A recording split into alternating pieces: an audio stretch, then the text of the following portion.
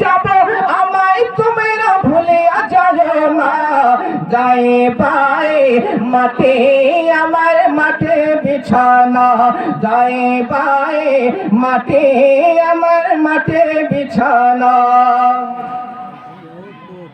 দায়ে বায়ে মাঠে আমার মাঠে বিছানা। টাকা পয়সা বাড়ি গাড়ি, টাকা পয়সা বাড়ি গাড়ি যাহা করেছে, টাকা পয়সা বাড়ি গাড়ি যাহা করেছে, সব কিছু ফালাইয়া তুমি একা যাইতেছি, সব কিছু ছাড়িয়া তুমি কবর যাইতেছি। কে শেষে বুঝলাম,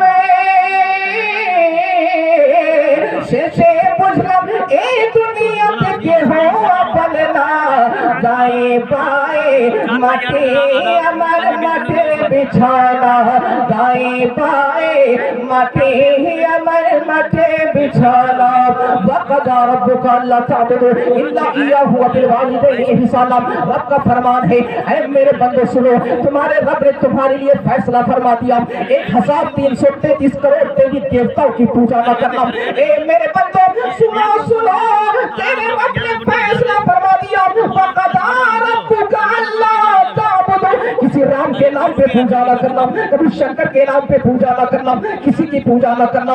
وقضى ربك الا تعبدوا، تم کسی کی پوجا نہ کرنا، اگر عبادت کرنی ہو تو فقط میری عبادت کرنا، اپنے رب کی عبادت کرنا، عبادت کرنا، نماز پڑھنا تو اپنے رب کے نام سے پڑھنا، روزہ رکھنا تو اپنے رب کے نام سے روزہ رکھنا، زکات دینا تو اپنے رب کے نام سے زکات دینا، حج کرنا تو اپنے رب کے نام پہ حج کرنا۔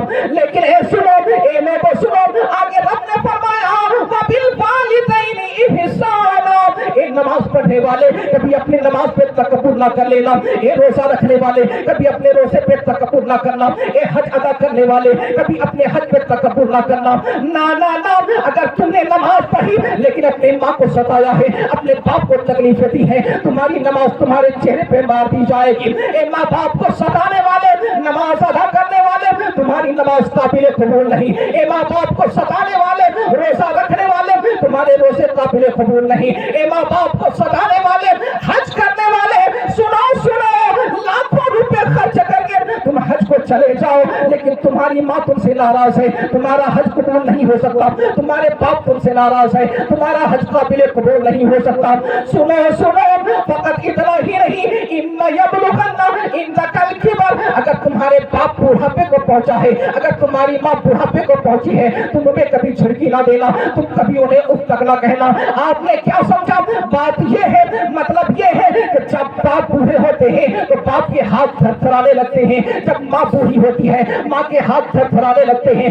آپ نے کب چائے کا کپ اپنی ماں کے ہاتھ میں دیا، ماں کے ہاتھ سے زمین پہ گرا، کھانے کی پلیٹ آپ نے اپنے باپ کے ہاتھ میں دیا، باپ کے پلیٹ سے زمین پہ گری۔ اب آپ کو اتنا بھی حق نہیں کہ آپ اپنے باپ سے کہیں اے میرے بابا جان اف، آپ نے پلیٹ کو کیوں توڑی؟ نا نا نا، قرآن اتنا بھی کہنے کا حق نہیں دیتا ہے، جھڑکیاں دینے کا حق نہیں دیتا ہے، بلکہ قرآن تو یہ کہتا ہے وَقُلْ لَهُمَا قَوْلًا كَرِيمًا، قرآن تو یہ کہتا ہے کہ اپنے باپ کی حوصلہ افزائی کرو، اپنے باپ سے اچھی باتیں کرو، اپنی ماں سے اچھی باتیں کرو۔ اے میرے بابا جان، اس لباس کی حیثیت کیا ہے؟ اے میرے بابا جان، ان کپڑے کی حیثیت کیا ہے؟